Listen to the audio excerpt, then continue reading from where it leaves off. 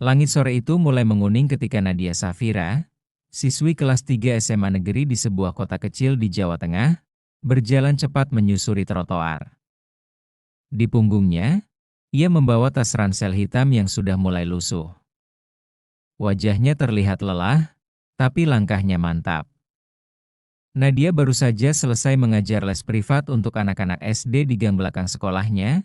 Pekerjaan kecil yang ia jalani sepulang sekolah demi membantu ekonomi keluarga. Motor bebek tua warna biru yang sudah menemaninya sejak kelas 1 SMA adalah satu-satunya alat transportasi yang ia miliki. Motor itu bukan hanya sekadar kendaraan, itu adalah nyawa bagi rutinitasnya. Tanpanya, ia tak bisa cepat berangkat sekolah, tak bisa mengantar adiknya ke les, dan tak bisa pulang larut malam setelah mengajar tanpa harus berjalan kaki jauh. Motor itu dibeli hasil tabungan ibunya yang berjualan sayur. Bahkan sebagian uangnya berasal dari hasil jual cincin kawin peninggalan almarhum ayahnya. Namun siang itu, ketika Nadia selesai mengajar dan hendak mengambil motornya di halaman depan rumah muridnya, ia mendapati motornya tidak ada. Panik, ia berkeliling mencari. Seorang tetangga memberitahu, "Tadi ada 2 orang berseragam polisi bawa motormu." Katanya mau diamankan karena parkir di jalur trotoar. Nadia tercekat. Ia memang memarkir motor di pinggir jalan dekat tiang listrik. Seperti biasa, tempat yang selama ini aman dan tidak pernah ada larangan parkir. Dengan jantung berdegup kencang, ia buru-buru menuju ke pos polisi terdekat, berharap hanya salah paham. Di pos polisi begitu tiba, Nadia melihat motornya diparkir di sudut halaman pos. Cat birunya kusam tertimpa sinar sore. Ia melangkah cepat ke dalam dan menemukan 2 petugas polisi duduk santai sambil merokok. Salah satunya bertubuh tambun, berkulit gelap, dengan lencana pangkat di pundaknya yang sedikit miring. Satunya lagi lebih muda, tapi tatapannya tajam. "Pak, itu motor saya." "Kenapa dibawa?" tanya Nadia. Mencoba tetap sopan meski suaranya bergetar, polisi bertubuh tambun itu melirik sebentar, lalu mendengus. "Kamu parkir sembarangan. Ini jalur trotoar. Melanggar aturan. Kalau mau ambil, bayar dulu tilangnya." "Bayar berapa, Pak?" "Resmi MAH bisa lama, harus sidang, urus berkas. Kalau mau cepat, ya, bayar di sini aja. 500.000. Nadia terbelalak. 500.000? "Pak, saya masih pelajar, saya gak punya uang segitu. Lagi pula, setahu saya di situ gak ada rambu larangan parkir." Polisi muda itu mencondongkan tubuhnya, berbicara dengan nada mengancam. "Kamu jangan ngajarin saya hukum, ya? Kalau gak mau bayar, motormu gak akan keluar. Bahkan bisa kami kirim ke kantor besar, tambah repot." Ketegangan meningkat. Nadia mencoba menahan emosi. Ia memegang erat tali tasnya, mengumpulkan keberanian. "Pak, kalau memang salah, saya siap ikut prosedur resmi. Saya minta surat tilangnya saja, nanti saya urus di pengadilan." Perkataan itu seperti menyalakan api di mata si polisi tambun. Ia menghempaskan rokoknya ke lantai, menginjaknya, lalu berdiri sambil mendekat. "Anak kecil sok berani. Kamu pikir gampang? Kalau gak mau bayar, ya udah, motor ini kita musnahkan aja biar kamu kapok." Nadia terdiam. Ia pikir itu hanya gertakan. Tapi tiba-tiba, polisi muda mengambil sebotol bensin dari sudut ruangan, entah untuk apa sebelumnya, dan mulai menuangkannya ke tangki motornya. "Pak, jangan. Itu motor saya satu-satunya," jerit Nadia, mencoba merebut, tapi si polisi tambun mendorongnya keras hingga ia terhuyung dan hampir jatuh. Api yang membakar harapan orang-orang di sekitar pos mulai berdatangan, penasaran dengan keributan itu. Beberapa mencoba melarang, tapi si polisi muda sudah menyalakan korek api. Dalam hitungan detik, Kobaran api melahap jok dan bodi motor. Suara letupan kecil terdengar ketika bensin di tangki terbakar. Asap hitam pekat mengepul ke langit sore. Nadia menjerit histeris. Air matanya mengalir deras. Semua kerja kerasnya, semua kenangan almarhum ayahnya, semua pengorbanan ibunya, hangus begitu saja di depan matanya. Namun yang paling menyakitkan bukan hanya motor itu terbakar, melainkan tatapan puas si polisi Tambun sambil berkata dingin, "Biar kamu belajar, lain kali jangan melawan." Orang-orang mulai berbisik-bisik, beberapa mengangkat ponsel untuk merekam. Tapi Nadia tidak lagi peduli.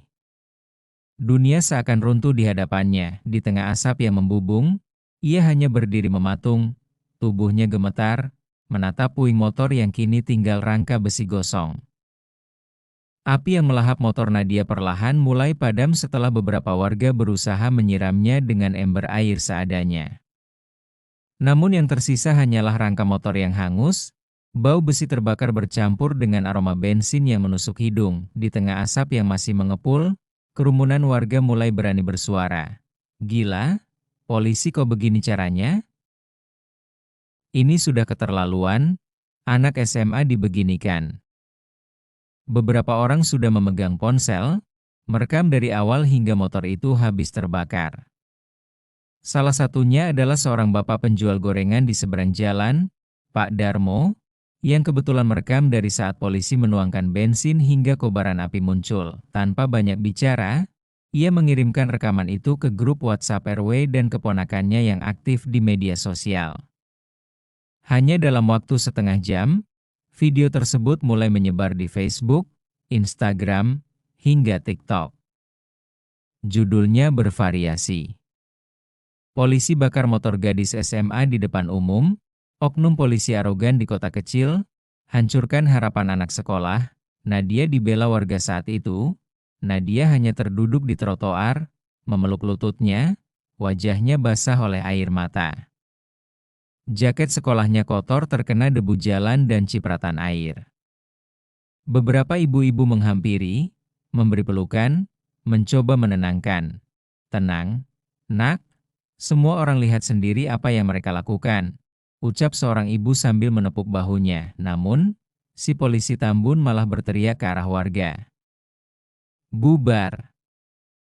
Ini urusan kepolisian. Yang merekam, hapus videonya." Alih-alih takut, warga malah semakin ramai. "Kami gak takut. Semua sudah masuk internet." "Hapus gimana?" teriak seorang pemuda. Polisi muda yang tadi membakar motor mulai panik. Ia berbisik ke seniornya, "Pak, ini kayaknya bakal rame." Tapi si polisi Tambun masih mencoba bertahan, meski terlihat wajahnya mulai pucat. Ledakan di media sosial malamnya, video bakar motor itu sudah mencapai ratusan ribu tayangan di TikTok. Tagar polisi arogan dan keadilan untuk Nadia mulai trending. Banyak warganet yang marah, menandai akun resmi Polri. Bahkan ada yang mengirimkan video itu ke media nasional. Keesokan paginya, beberapa stasiun televisi mulai meliput. Wartawan berdatangan ke rumah Nadia. Ibunya, Bu Rini, terlihat menahan tangis di depan kamera. "Motor itu satu-satunya kendaraan kami. Hasil kerja keras bertahun-tahun. Saya minta keadilan, jangan sampai anak saya trauma seumur hidup," ucapnya dengan suara bergetar. Investigasi mendadak kepolisian daerah akhirnya mengumumkan akan memanggil kedua oknum tersebut untuk diperiksa. Pengumuman ini keluar setelah tekanan publik semakin besar, namun sebelum proses resmi dimulai, ada kejadian tak terduga. Seorang perwira tinggi dari Mabes Polri turun langsung ke kota kecil itu.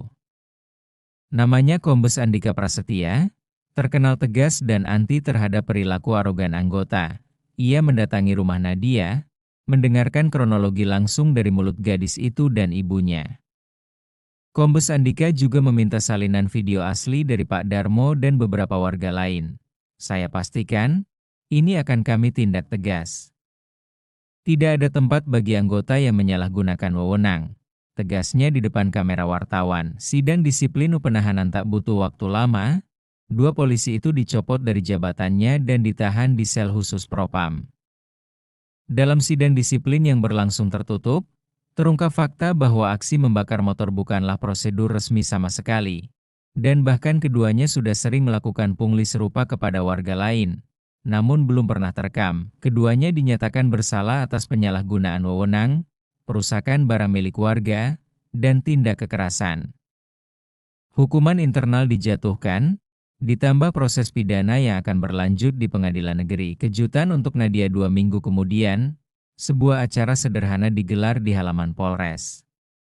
Di depan kamera media, Kombes Andika menyerahkan sebuah motor bebek baru untuk Nadia, sebagai bentuk tanggung jawab institusi. Bukan hanya itu, ia juga memberikan beasiswa transportasi hingga Nadia lulus kuliah. Motor ini memang tak bisa menggantikan kenangan yang sudah hilang, tapi kami ingin menunjukkan bahwa keadilan masih ada, ucapnya Nadia, meski masih menyimpan trauma, tersenyum untuk pertama kalinya sejak kejadian itu. Ia menatap ibunya, lalu berbisik, "Bu, motor ayah memang sudah habis, tapi sekarang kita punya harapan baru." Akhir yang menggema video pemberian motor itu juga viral, tapi kali ini dengan nuansa positif. Warganet memuji langkah cepat penegakan hukum dan keberanian warga merekam kejadian. Nama Nadia menjadi simbol perlawanan terhadap ketidakadilan, sementara dua oknum polisi itu kini menjalani hukuman, jauh dari seragam yang dulu mereka pakai dengan sombong. Dan di kota kecil itu, setiap kali motor baru Nadia melintas, warga tersenyum dan berkata, "Lihat, itu anak yang motornya dibakar polisi. Sekarang dia sudah bangkit lagi."